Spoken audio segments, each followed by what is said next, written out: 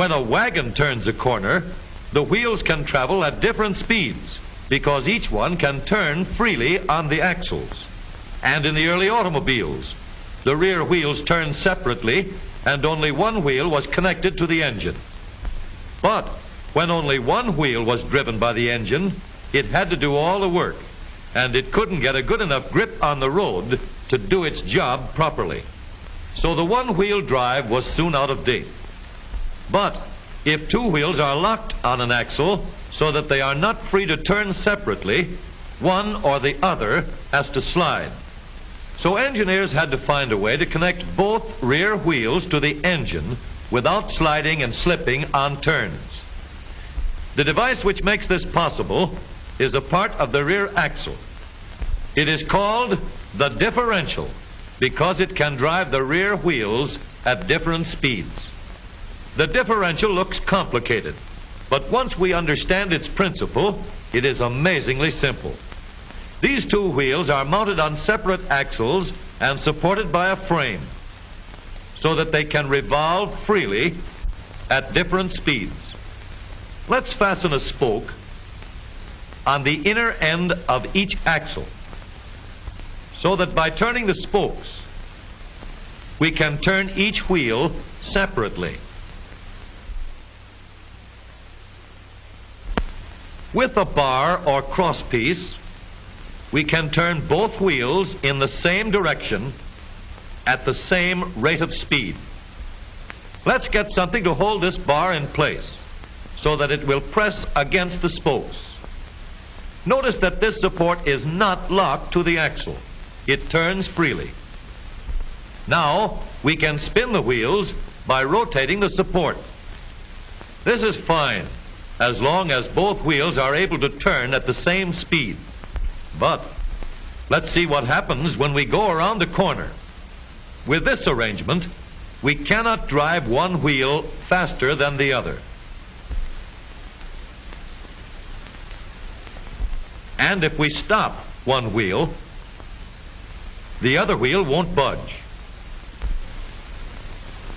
Let's put this bar on a pivot so that it can swing in either direction.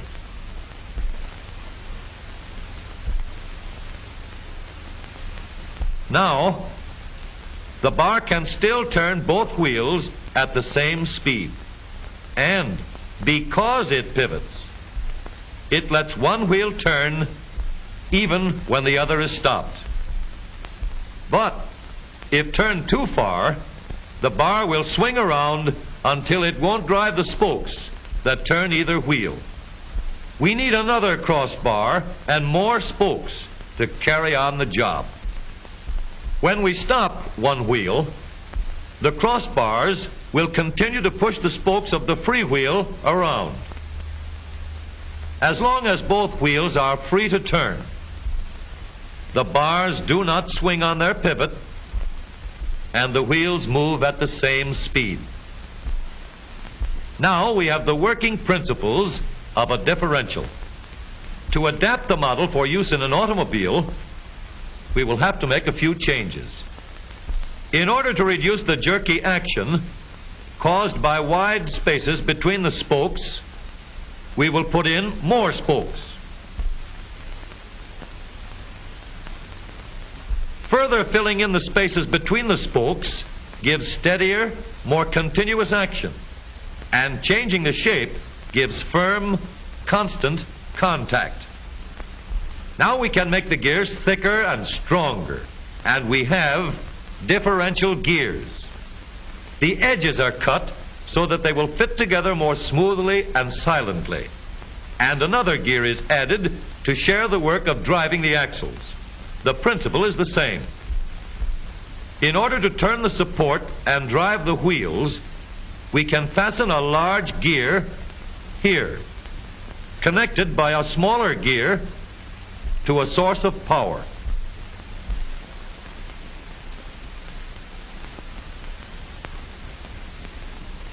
Notice that the power is connected to the differential at the center line. We can make our model more compact by moving the gears closer together. When we put our differential in an automobile, we have to leave room for the drive shaft, which carries the power from the engine. We may build the floor of the car above the drive shaft. But if we do, we won't have much room inside unless we make the top of the car high too. Of course, we could lower the floor and ceiling, but the drive shaft would be higher than the floor. This would have disadvantages. A shaft in the middle of the floor of an automobile would be inconvenient for passengers and would be awkward for carrying luggage. Today, engineers have found a way to make the car roomier and closer to the road without a clumsy shaft above the floor. The drive shaft from the engine to the differential is lowered out of the way, and the drive shaft is connected to the rear axle at the bottom. The new low center drive makes the rear axle quieter, stronger, and more durable because it gives better, smoother contact between the gears. The automobile of today with the low center drive is stronger and more rugged. Every part of the rear axle has been built to withstand strains far greater than it will ever meet on the straightaway or around the corner.